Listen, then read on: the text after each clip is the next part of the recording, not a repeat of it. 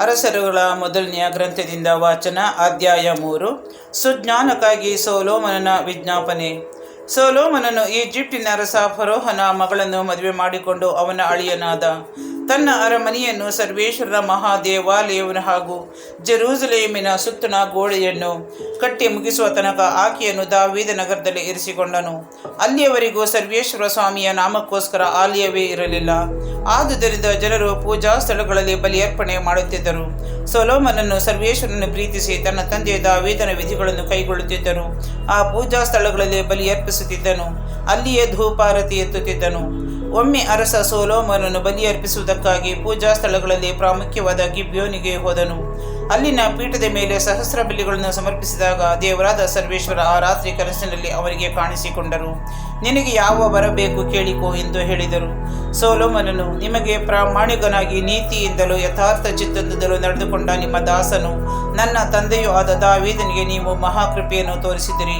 ಆ ಕೃಪೆಯನ್ನು ಮುಂದುವರಿಸುತ್ತಾ ಈಗ ಅವರ ಸಿಂಹಾಸನಕ್ಕೆ ಒಬ್ಬ ಮಗನನ್ನು ಅನುಗ್ರಹಿಸಿ ಅದನ್ನು ಸಂಪೂರ್ಣಗೊಳಿಸಿದ್ದೀರಿ.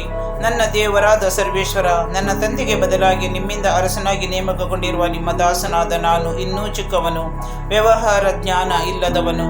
ನಿಮ್ಮ ದಾಸನಾದ ನಾನು ಅಸಂಖ್ಯಾತ ಮಹಾಜನಾಂಗವಾದ ನಿಮ್ಮ ಸ್ವಕೀಯ ಪ್ರಜೆಯ ಮಧ್ಯೆ ಇದ್ದೇನೆ. ಆದುದರಿಂದ ಅದನ್ನು ಆಳುವುದಕ್ಕೂ ನ್ಯಾಯಗಳನ್ನು ಕಂಡುಹಿಡಿಯುವುದಕ್ಕೂ ನನಗೆ ವಿವೇಕವನ್ನು ದಯಪಾಲಿಸಿರಿ.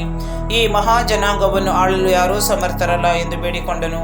ಸೊಲೊಮೋನನ ಈ ಬಿನ್ನಹವನ್ನು ಸರ್ವೇಶ್ವರನಾದ ದೇವರು ಮೆಚ್ಚಿದರು. ಅವರು ಆತನಿಗೆ, ನೀನು ದೀರ್ಘಾಯುಷ್ಯವನ್ನಾಗಲಿ ಸಿರಿ ಸಂಪತ್ತನ್ನಾಗಲಿ ಶತ್ರು ವಿನಾಶವನ್ನಾಗಲಿ ಕೇಳಿಕೊಳ್ಳಲಿಲ್ಲ. ನ್ಯಾಯ ನಿರ್ಣಯಿಸುವುದಕ್ಕೆ ಬೇಕಾದ ವಿವೇಕವನ್ನು ಬೇಡಿಕೊಂಡೆ. ಆದ್ದರಿಂದ ನಿನ್ನ ಬಿನ್ನಹವನ್ನು ನೆರವೇರಿಸಿದ್ದೇನೆ. ನೋಡು, ನಿನಗೆ ಜ್ಞಾನವನ್ನು ವಿವೇಕವನ್ನು ಅನುಗ್ರಹಿಸಿದ್ದೇನೆ. ನಿನ್ನಂಥ ಜ್ಞಾನಿಯು ಹಿಂದೆ ಇರಲಿಲ್ಲ, ಮುಂದೆಯೂ ಇರುವುದಿಲ್ಲ. ಇದಲ್ಲದೆ ನೀನು ಕೇಳದಂಥವುಗಳನ್ನು ನಿನಗೆ ಅನುಗ್ರಹಿಸಿದ್ದೇನೆ. ನಿನ್ನ ಜೀವಮಾನದಲ್ಲೆಲ್ಲ ಸಿರಿ ಸಂಪತ್ತಿನಲ್ಲಿಯೂ ಘನತೆ ಗೌರವದಲ್ಲಿಯೂ ನಿನಗೆ ಸಮಾನನಾದ ಅರಸನು ಇನ್ನೊಬ್ಬನಿರುವುದಿಲ್ಲ. ನೀನು ನಿನ್ನ ತಂದೆ ದಾವೀದನಂತೆ ನನ್ನ ಮಾರ್ಗದಲ್ಲಿ ನಡೆದು ನನ್ನ ಆಜ್ಞಾವಿಧಿಗಳನ್ನು ಕೈಗೊಳ್ಳುವುದಾದರೆ ನಿನ್ನ ಆಯುಷ್ಯವನ್ನು ಹೆಚ್ಚಿಸುವೆನು ಎಂದರು. ಸೊಲೊಮೋನನು ನಿದ್ರೆಯಿಂದ ಎಚ್ಚೆತ್ತಾಗ ಅದು ಕನಸೆಂದು ತಿಳಿದುಕೊಂಡನು. ಅವನು ಜೆರೂಸಲೇಮಿಗೆ ಬಂದ ನಂತರ ಸರ್ವೇಶ್ವರನ ಒಡಂಬಡಿಕೆಯ ಮಂಜೂಷದ ಮುಂದೆ ನಿಂತು ದಹನ ಬಲಿಗಳನ್ನು, ಶಾಂತಿ ಸಮಾಧಾನದ ಬಲಿಗಳನ್ನು ಸಮರ್ಪಿಸಿ ತನ್ನ ಎಲ್ಲ ಪರಿವಾರದವರಿಗೆ ಔತಣವನ್ನು ಏರ್ಪಡಿಸಿದನು. ವಿವೇಕಪೂರ್ಣ ನಿರ್ಣಯ. ಒಂದು ದಿನ ಇಬ್ಬರು ವೇಶ್ಯರು ಅರಸನ ಸನ್ನಿಧಿಗೆ ಬಂದರು. ಅವರಲ್ಲಿ ಒಬ್ಬಳು ಅರಸನಿಗೆ, ಒಡೆಯ ಕೇಳಿ, ನಾನು ಇವಳು ಒಂದೇ ಮನೆಯಲ್ಲಿ ವಾಸಿಸುತ್ತೇವೆ. ಇವಳು ಮನೆಯಲ್ಲಿದ್ದಾಗಲೇ ನಾನು ಒಂದು ಮಗುವನ್ನು ಹೆತ್ತೆ. 3ನೆಯ ದಿನದಲ್ಲಿ ಇವಳು ಹೆತ್ತಳು. ನಾವಿಬ್ಬರು ಒಟ್ಟಿಗೆ ಇದ್ದೆವು. ನಮ್ಮಿಬ್ಬರ ಹೊರತು ಆ ಮನೆಯಲ್ಲಿ ಯಾರೂ ಇರಲಿಲ್ಲ. ಇವಳು ರಾತ್ರಿಯಲ್ಲಿ ತನ್ನ ಕೂಸಿನ ಮೇಲೆ ಹೊರಳಿದ್ದರಿಂದ ಅದು ಸತ್ತಿತು.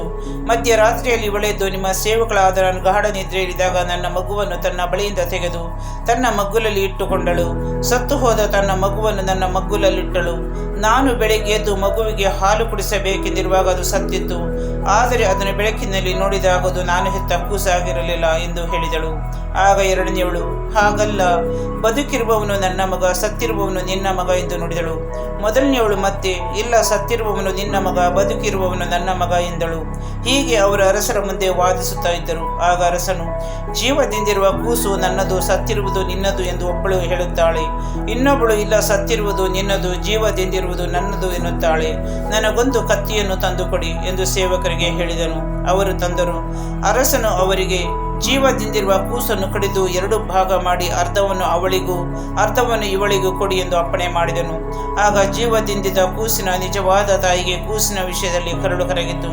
ನನ್ನೊಡೆಯ ಬೇಡಿ, ಬದುಕಿರುವ ಕೂಸನ್ನು ಅವಳಿಗೆ ಕೊಟ್ಟು ಬಿಡಿ, ಅದನ್ನು ಕೊಲ್ಲಿಸಬೇಡಿ ಎಂದು ಬೇಡಿಕೊಂಡಳು.